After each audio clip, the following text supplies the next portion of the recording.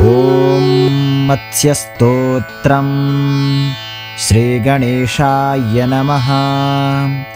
नूनं त्वं भगवान् साक्षात् हरिर्नारायणो व्ययः।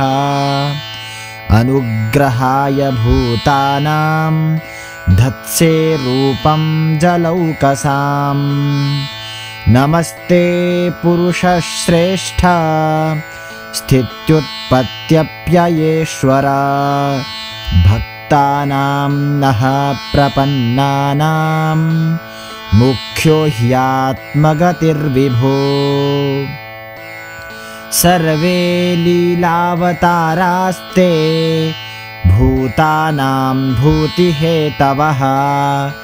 ज्ञातुमिच्छाम्यदो रूपं यदर्थं भवता धृतम्।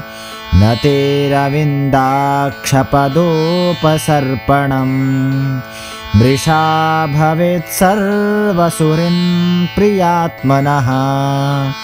यथेतरेषां पृथगात्मनां सतामदीदृशो यद्वपुरद्भुतं हि नः। इति श्रीमद्भागवतपुराणान्तर्गतं मत्स्यस्तोत्रं सम्पूर्णम्।